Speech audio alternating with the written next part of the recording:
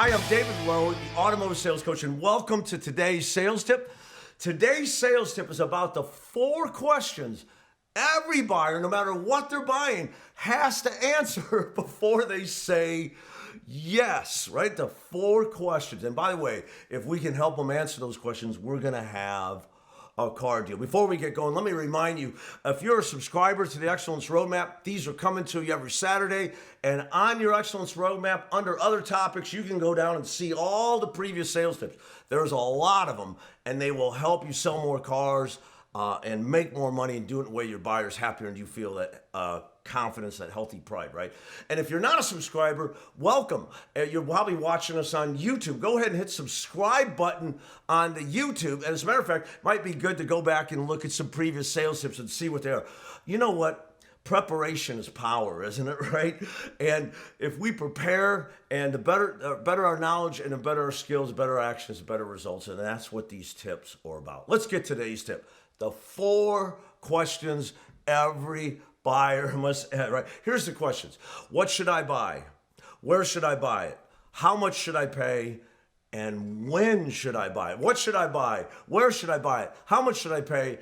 And when should I buy it? Now, I'm covering these today because I was with a sales consultant in September who said to me, wow, customers are just a little fearful right now. And I said, well, what are they fearful of? He said, well, the whole COVID thing, like, hasn't that been going on all summer? She goes, well, in July, they weren't that fearful. Well, let me tell you what's happened.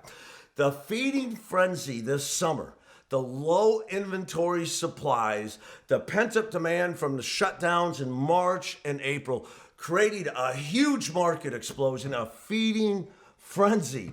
And people, the when question was answered by the market. Now all they had to do was answer the other 3 questions: what to buy, where to buy, and how much to pay, right? And how much to pay actually got answered by the fact that availability was short, and that's why profits nationally spiked this summer at an all-time high. The PVR, not all-time high, but in recent history high, PVR has gone up hundreds of dollars of cars. Don't believe me? Check Automotive News.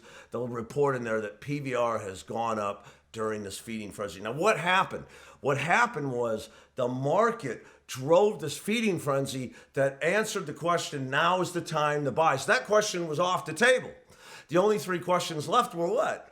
What to buy and where to buy it, and of course, maybe how much to pay. But those are pretty much answered with those first 2, right? What to buy and where to buy. So your buyers spend 16 to 20 hours online, and they choose you. They shop 1.3 dealerships. In fact, I bet 90 shop 1 and 10 shop 5. That's how you get this 1.3.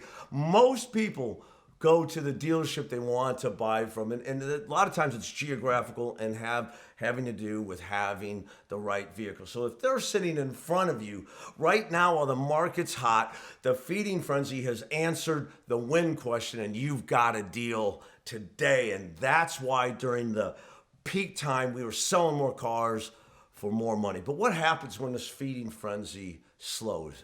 And it will. It always does. I've been doing this for 35 years, and the market goes up and down. It does for all things. We're not afraid of that. We're pros. We know what to do. We do the right things over and over, and our excellence drives our success regardless of market conditions. However, when the feeding frenzy slows, we now have to answer the when question again, right? When should I buy? Now, I've been told over the years, always have 5 reasons to buy today. And that's probably not a bad idea. In fact, it's one of my previous sales tips. You know, the incentives, the cars here, your trade will never be worth more, the interest rates. There's a lot of reasons that you can give them to buy now. But can I tell you, all those are trumped by their desire. See, here's the thing. Threaten them with the rebates or availability, that has a little bit of power. Don't miss out, right? It has a little bit of power. But you know what has ultimate power? Getting what they came to get. You see, they came here because they wanted a better life. We sell lifestyles, we don't sell cars.